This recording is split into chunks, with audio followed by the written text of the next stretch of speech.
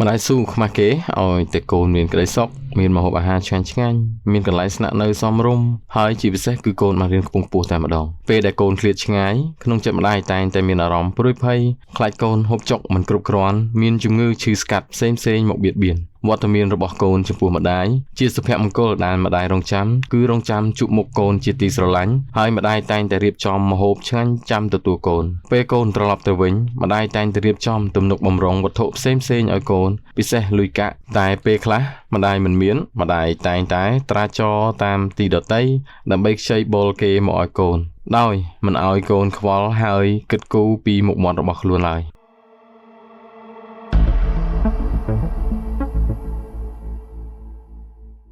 សួស្តីបងប្អូនទាំងអស់គ្នាយើងវិលត្រឡប់មកជួបជាមួយនឹងសាច់រឿងថ្មីមួយទៀតអញ្ចឹងសម្រាប់សាច់រឿងក្នុងថ្ងៃនេះផងដែរគឺដែលមានចំណងជើងថាម៉ែបានលុយពីណាអញ្ចឹងសម្រាប់ថ្ងៃនេះគឺសំឡេងរៀងកងួរបន្តិចហើយបងប្អូនទាំងអស់គ្នាដោយសារផ្ដាសាយមិនទាន់បានជាសះស្បើយទេអញ្ចឹងដើម្បីកុំឲ្យខាននិទានរឿងឲ្យបងប្អូនទាំងអស់គ្នាស្ដាប់ទឹកចិត្តមកនិទានទាំងឈឺអញ្ចឹងណាបងប្អូនទាំងអស់គ្នាសង្ឃឹមថាបងប្អូនទាំងអស់គ្នានឹងយោគយល់ហើយសូមបងប្អូនទាំងអស់គ្នាមេត្តាជួយចុច Subscribe Channel របស់ខ្ញុំបាទម្នាក់មួយផងណាតើយើងចូលទៅស្ដាប់សាច់រឿងពេញទាំងអស់គ្នារាជបានទៅរៀននៅបាត់ដំបងអស់រយៈពេល1ឆ្នាំមកហើយឲ្យទៅរៀងរាល់ថ្ងៃសៅរ៍រាជតែងតែមកលេងផ្ទះម្ដងពេលកូនមកលេងផ្ទះមិញជុំសប្បាយចិត្តណាស់គាត់តែងតែរៀបចំម្ហូបអាហារឆ្ងាញ់ៗចាំទទួលកូនដូចជាមាន់ដុតធ្វើនំចំណីជាដើមអញ្ចឹងពេលដែលរាជទៅរៀននៅបាត់ដំបងរយៈពេល1ឆ្នាំហ្នឹងគឺរាជរៀនច័ន្ទដល់សុក្រអញ្ចឹងសម្រាប់ដែលធ្លាប់រៀនសាកលវិទ្យាល័យក៏ដូចជា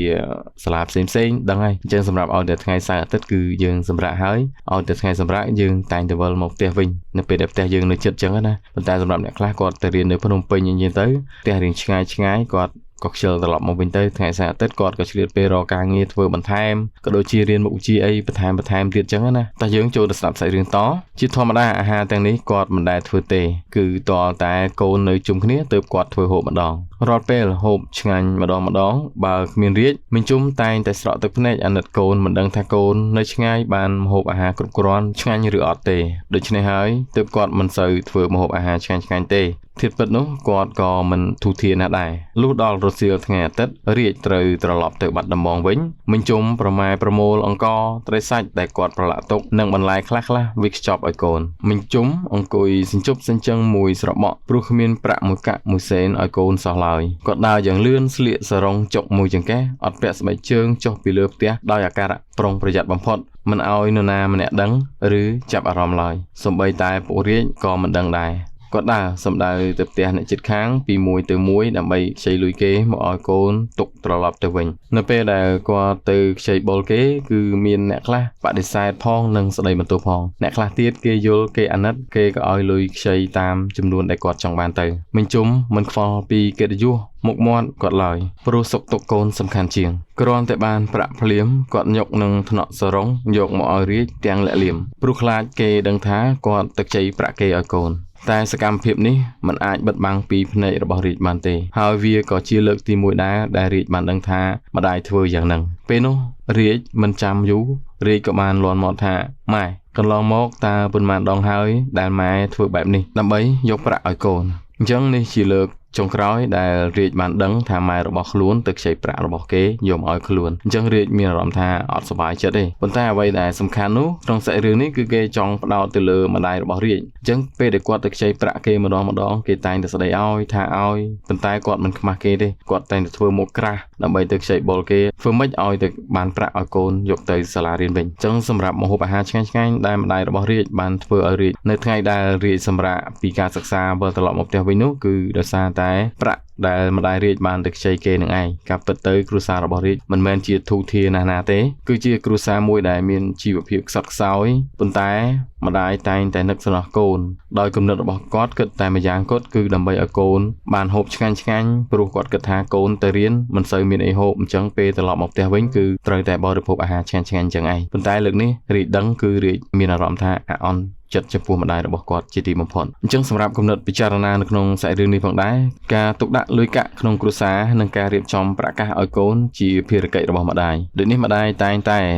ដឹងពីភាពគ្រប់គ្រាន់ឬខ្វះខាតក្នុងការផ្គត់ផ្គង់ភាពខ្វះខាតជាបញ្ហាចោទធ្វើឲ្យម្ដាយមិនខ្វល់ពីកិត្តិយសមុខមាត់ទោះជាត្រូវគេស្ដីគេបន្ទោសគេមើលងាយក៏ម្ដាយឈ្មោះឈ្មោលទៅមុខមិនរុញរា ដើម្បីខ្ចីបុលគេយកមកឲ្យកូនព្រោះខ្លាចកូនយ៉ាប់យ៉ឺនក្នុងការរស់នៅពេលឆ្ងាយពីម្ដាយតែកូនខ្លះមិនបានដឹងហើយក៏មិនឆ្ងល់ថាម្ដាយក្រទេចុះហេតុអ្វីចេះតែមានលុយឲ្យខ្លួនចាយបែរជានាំគ្នាគិតតែពីស៊ីចាយយ៉ាងសប្បាយរីករាយមិនចេះសន្សំសំចៃជួយម្ដាយ